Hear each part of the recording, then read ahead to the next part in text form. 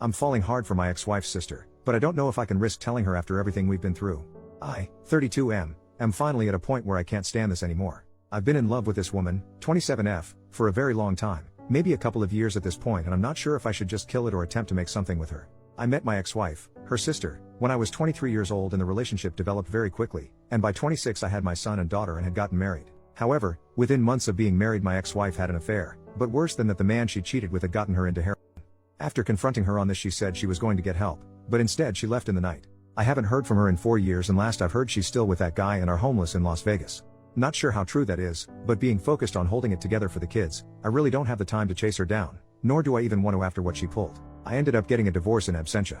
I did however maintain a very positive relationship with my in-laws after the fact. Every other weekend my kids stay over with their grandparents on that side, and they pretty much treat me like a son still. I still go to parties at Christmas and I'm reasonably liked by the family. Nobody talks about my ex anymore, mainly to not worry my kids. My oldest, my son, is very hurt by his mother leaving. He's 9 now and I've had to get therapy for him after he told me he hoped his mother was dead. She had been getting verbally abusive towards the end, which was when he was around 5 or 6. Anyhow, in the year following my ex leaving, her sister and her boyfriend had started coming around a lot to see the kids. They knew I worked a lot and would babysit and call it practice, as they wanted to have children of their own. My kids loved them and were spoiled by them, which I didn't mind because we all needed a little positivity. They got married and were very in love. However, her husband was unalived in a workplace accident shortly after the birth of their daughter. It has been extremely rough and painful for everyone involved, as one can imagine. I followed my sister-in-law's example and began to take her daughter to give her time to herself if things got too hard to deal with or she needed alone time. She's been in grief counseling for a few years, but she still wears her ring and has told me she can't ever imagine dating again. I talk to her about him frequently and she's gotten to a better place, but she's still very much in love with him. I can't imagine that sort of pain. Over the last 2 years we've been a more constant figure in each other's lives. My kids love their aunt and I have her over for dinner a couple times a week. My daughter and her daughter have become close and love being around each other, so they have sleepovers. I've moved on from my ex by this point, but the idea of dating possibly someone dangerous as their mother has kept me out of the dating scene. I don't know when it happened, but slowly I began to get soft on my sister-in-law. She's a great mom for what she's had happen to her. She's one of the sweetest people I know and her sense of humor always leaves me laughing and happy. Then I started realizing that I'm physically attracted to her. I've always felt kind of guilty about it because her late husband was a good friend, and since she's obviously is still grieving, so I've kept it to myself. Since COVID started we've been together a bit more because social distancing has had us lose contact with most other people. Nothing romantic has ever been discussed and I try not to flirt, but last week it was very late and after the kids went to bed I made us a few drinks. Not enough to get drunk, but she decided she'd rather spend the night, so I took my couch.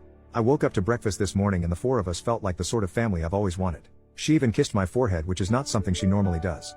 I still didn't say anything, but after she left I found my son quietly playing with his toys in his room. He looked upset, so I asked him if he was alright. He tells me point blank in the way only a kid can that he wishes sister-in-law was his mother. I sat down with him and asked him why he thought that way, and he gave a whole bunch of reasons, her being nice to him, that she never yells about anything. He likes seeing her at his grandparents and she draws pictures with him, which I didn't know they did.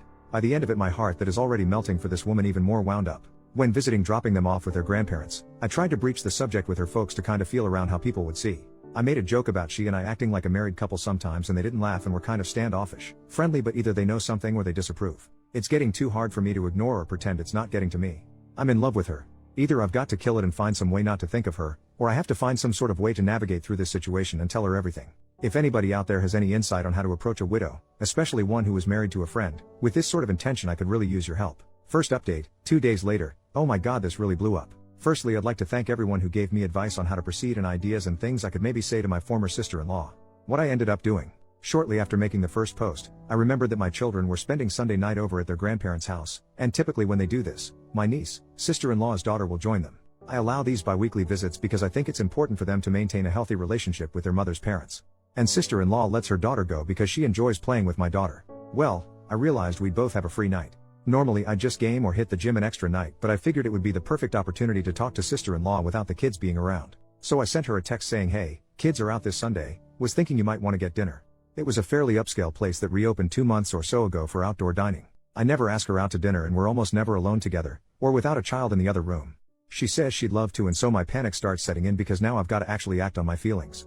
I ask her if she'd prefer meeting at my place and taking one car or meeting at the restaurant. She says she'll come by my place first. I'm a bit more cleaned up than normal, dressed up but not overly dressed. She shows up and my god, she's in a very nice evening dress, makeup, not something she normally wears, really looking stunning. I must have been slack-jawed for a second, I had to be lol. We make a little small talk, compliment how we look, but I still don't have my nerve yet and she isn't pushing the issue. Dinner is really wonderful, they had a live jazz group playing. Definitely coming back to this place. She tells me this is the first time she's really had an adult social outing that didn't involve her daughter in a few years, and I mention that it's about as long for me. We're laughing, joking, talking, a little casual touching here and there. I can't seem to find my nerve though. I'm afraid of ruining this moment, so I just submit to having fun. But as we're leaving, my mind snaps and I'm just like, screw it. And when we stand to go back to the car, I give her my arm and we walk back to the car arm in arm, no awkwardness, nobody mentioning that it's happening. I open her door for her and I plan on driving her back to her car. As I open the door, she stops me. Looking sort of nervous, she just outright tells me to stop and that she wants to kiss me. There was no alcohol at dinner, so this is all her. So I pull her in and we kiss. I can barely describe how wonderful it felt to finally touch her. Well, the kissing goes on outside this restaurant with her leaned against my car for at least a half an hour. When we finally break, we share a few more dreamy looks before we get in the car and drive back to my place. She's holding my hand as I'm driving. I don't think I've ever been happier. I confess to her that I've started having feelings for her a long time ago, but with the terrible things we went through, I didn't want to scare her away. She tells me that she's carried a torch for about 6 months herself. At that time I had gone on a couple Tinder dates, and since we were just friends I described what a mess of a time those dates were. She tells me she began feeling intensely jealous and angry that I was seeing these girls, and it was about that time it clicked in her mind that she had somehow developed feelings for me. As it turns out, I didn't approach her because of her late husband, and she wasn't approaching me because she was afraid I'd see too much of her sister, my ex-wife, in her and start to resent her for it. I invited her in after we got back home and we decided to try and fight off the desire to jump straight into bed, and just sat on the couch snuggling and talking about what we would need to do to make this a working relationship. There were some really teary moments there. We of course talked about her late husband a little and where she feels in the grief process, saying I don't want to rush her and that I'm not going anywhere if she needs time. I'll wait as long as she needs me to. She says that she feels like she's in a place where she could love again, that she's long past feeling guilty for having feelings for me. It was something she struggled with. She then brought up her sister, and the obvious questions a few people asked in the comments. What would we do if X ever decided to show her face around here again or try to get back into my kid's life? What if she comes back reformed and apologetic? Would I take her back? I told sister-in-law that's a hard no, that I've forgiven her for cheating on me, but I will never forgive her for what she did to my son. He was quite a sunshiny and happy boy before his mother started cheating, using, and lashing out at him. He's doing better now, but for a long while his behavior and negativity for somebody so young troubled me. Sil was concerned how he might react to her, as unlike our respective daughters he is old enough to understand everything. I told her not to tell him as it might embarrass him, but not too long ago he told me his wished his aunt was his mom instead. We said we were going to take it slow and not go too fast with things, but the kissing started again, and since we were in private this time, we gave up the fight to stay out of the bedroom. I have had fantasies throughout the duration of my feelings for her, and getting to pet her face in the morning was one I finally got to live out. Moving forward, we are going to establish date nights and work on building on our already strong foundation. When we inevitably tell our folks we're a couple, we're going to do it together. But that's where I'm at. That's it, that's my update. If this subreddit allows, maybe I'll do another to say how the parents, in-laws, and kids take the news. 2 years of wishing she was mine and now she is. Better not screw this up. Second update, 7 days later. I am referring to my ex-wife as Jessica and my sister-in-law, who I had been calling sister-in-law, to Sylvia because funny. Well, we've told everyone, and for the most part it's gone over fairly well. When our respective kids were with my in-laws, Sylvia and I went to go see my parents. They've met her a handful of times, but they don't really know her too well, as my in-laws and my family rarely attended mutual functions. They at least recognized who she was. My dad isn't a particularly sentimental person, so I have no idea what he thinks about it, but my mother is on board. She did ask, does Jess know? And we told her that I haven't even spoken with her in 4 years and Sylvia hasn't heard from her in 2, that we'd cross that bridge when we got to it. Other than that, my folks just seemed happy for me. Yesterday we attended a small family gathering for Labor Day at my in-laws. We knew the reception here would be a little more chilly as they're all also related to my ex-wife. My parents did us the favor of taking the kids to the zoo for the afternoon and ice cream too. We arrived at the party together and of course everybody is wondering where the kids are. Felt like a million things were telling me not to do this, but I took her by the hand and we both explained the kids were not here because we intended on telling everyone that we are now a couple. This wasn't a huge crowd, maybe like 8 people, but it really felt like I announced it to a stadium. I don't know how we expected it to go, but several of her aunts were very pleased with this. We got some hugs. At first nobody even mentioned my ex-wife. They were just happy because they had all settled on Sylvia just never dating again. It was only mother-in-law that caused any issues. She told the party that she knew we were an item because I was always giving her puppy dog eyes, and told them Sylvia talked about me nonstop. She asked for how long we had been dating in secret and I told her only a week. She scoffed and told me that she didn't think starting a relationship off by lying would be a smart move. She then accused, albeit in a joking manner to the guests, that Sylvia and I had vanished at a pool party in June to smooch. Her mother and father asked to talk with us after the party and asked us just how serious things were, and like my parents asked whether my ex-wife knew or not. When I said no and that her opinion shouldn't matter given she abandoned her family 4 years ago, they said they would be more comfortable with everything if I was to tell Jessica that I am now dating her sister. They are both intensely afraid that my ex will return sober and renewed, make an attempt to make amends, discover that I am now in love with her younger sister and relapse. It sounded to me as if they knew something I didn't, and as it turns out Jess has been calling and talking to them for a year now and they just haven't told me. I was upset they kept this from me. Sylvia was very upset too, because not once after her husband's death has Jess ever tried to call her. They show me her Facebook profile, the one she blocked me from, and there she is looking pretty normal, not like a burned out husk. I have to admit that seeing her not looking like the junkie she became when she left made me feel a little better, and Sylvia too. Her parents kept their contact with her a secret because she is ashamed of what she's done and feels that she's deserved to lose her kids and couldn't face them after all that happened. Sylvia's parents gave me her phone number and asked that I please call her and speak with her. I told her that my feelings for Sylvia are real and there is no chance I reconcile with Jess. Father-in-law seemed to nod in approval, but mother-in-law honestly looks like she was hoping we'd fix things. After we left, I talked to Sylvia about it, and though we discussed it before, a circumstance where Jess returns, we decided to revisit the conversation in light of these new revelations. I told Syl that I am in love with her, my whole heart is hers, and that my feelings of love for her are something deeper and stronger than anything I ever felt for my ex-wife. She ends up crying from the stress of the situation, anger with her parents for keeping secrets, and anger with her sister for not calling her or offering condolences at all after her husband's death. She then admits that she is afraid I might leave her if her sister returns, and I assure her this will never happen. It took some long hugs and a lot of kisses to smooth over the situation, but by the time we went to pick up the kids, we were holding hands together again and feeling more connected than ever. She's been spending the night at my place pretty frequently since we've been together. So the kids don't see anything. I've been setting my alarm for 5 in the morning, getting up and moving to the couch. Well, the morning after, we decided to tell the little ones what is going on. Our daughters seemed very happy, but they are too young to really grasp what's actually taking place. All they know is they can play together more. I did take my son aside, just me and him, and asked him if he was okay with this and what he thought about it. He asked if we'd all be living together. I told him maybe someday. He asked if this made his aunt his stepmom now, and I said he's free to call her what he's comfortable with and I will respect it, and she would too because we both love him. He then asked me a lot of questions about his own mother, things he had never asked me before, and I answered pretty much everything he wanted to know. I toned some of my answers down a bit. He's learned a little about the dangers of drugs from school programs, and I was finally honest to that degree when I told him his mom had a problem and she made some bad choices. He asked me why his mother didn't love him, and that broke my heart. I assured him the best I could that his mother did love him. She had just made a lot of terrible mistakes and that sometimes adults just don't do the right thing when they should. He asked me if I still loved her. I told him that I hoped she would get better and that I don't want her to be sick anymore, but that she hurt me and him so badly that I couldn't love her like I did before. I'm not sure he got all of that, but I tried explaining it to him the best I could. All that aside, he has been so much happier and less withdrawn since Sylvia has been with us, and he's always going out of his way to do all the typical kid stuff to impress her that I did with my own mom. At the end of the day, I still have that phone call with the ex to dread. But, having Sylvia with me, being able to kiss her and hold her at night, it really puts some joy back into me that's been gone for a very long time. I don't think I even knew how unhappy I'd been all these years until I realized how happy she made me feel. We've been doing all the happy young lover stuff.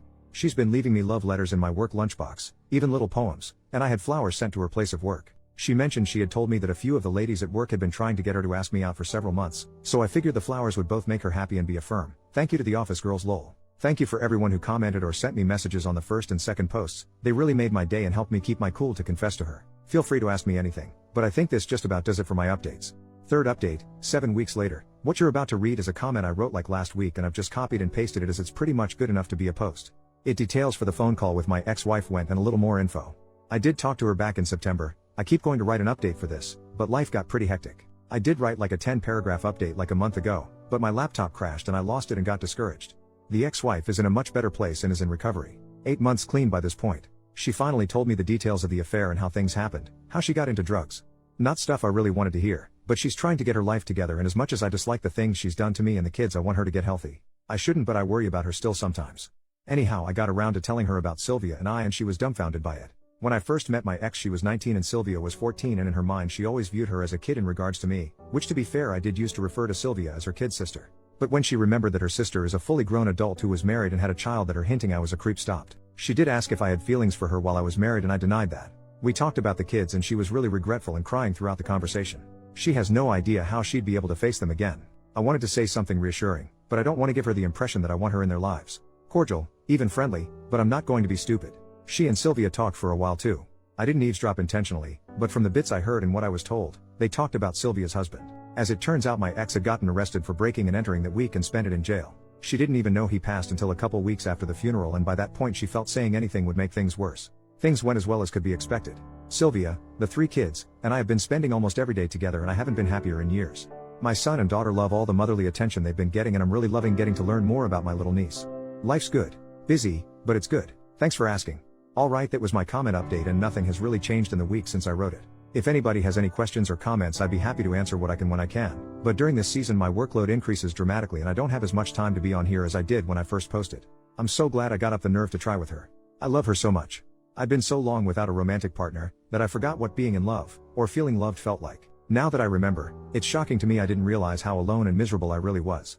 I mean, for Christ's sake, we played Scrabble last night and for some reason it made me ridiculously happy, lol. Fourth update, 1 year later, it has nearly been a year since me and my former sister-in-law, Sylvia, decided to begin dating. I couldn't be happier. We're currently living together and are in the market for a new home. Our children are really benefiting from having two parents around to care for them. Our daughters have begun to call each other sisters and my son is accepted in the same way. They're basically just normal siblings. It is interesting with my son. When he is talking to his friends or teacher he refers to Sylvia as his mom, but when calling her or talking to her he still calls her auntie, and our daughters are the same as I am uncle. It confuses some people we meet, but it's always an interesting story to tell. We haven't had much contact with my ex-wife since my last post, though from what we hear she's doing much better. Has a halfway decent job, a boyfriend, and is keeping clean. I don't like to think about her being reintroduced into my children's lives, but if she continues to be a clean and well-rounded person, it will make it much harder for me to deny her visitation should she seek it. Not just from a legal standpoint, but from a moral one as well. Neither Sylvia and I look forward to that day, but the worries seem way off. Her parents have stopped their prodding into our business and haven't tried to force the ex back into our lives as we feared. Our kids spend the weekend with them now as my two were already doing that beforehand. So Sylvia and I get to spend Friday night and most of Saturday to go on dates and have some alone time. Our mutual friends were all pretty surprised by this and have been very supportive as well. They try to be polite and not mention my ex-wife, but every so often it does come up. Mostly everyone is just happy that we've found happiness together. One side of the family that I failed to mention in all of this was the family of her late husband. As you might expect, her daughter still sees them regularly, and they are very happy and accepting of the relationship. His father even told me point blank that he was glad it was me, because he thought he would hate his daughter-in-law bringing some strange man into his granddaughter's life. We haven't had many gatherings of course because of COVID, but the few get-togethers we have included them, and will always include them. Speaking of her late husband, Sylvia and I have talked quite a bit about our feelings and she's even had me come along to one of her therapy sessions, because despite everything going so well, and the immense and wonderful love we have for each other, his memory and presence will always be a part of our lives. She decided on her own that out of respect for me she had to take her wedding band off, something that caused a lot of sadness as you can imagine. I told her that she didn't need to do this and were we to get married, she's got two hands. After I said this she began to wear it on a necklace instead. She wears an engagement ring now. I don't have any crazy story on how the engagement went down. I didn't spring it on her in some crazy public spectacle, but there were tears and hugs and kisses. If you've got any questions I'd be happy to answer them. Thanks everyone so much for all the positive words of encouragement.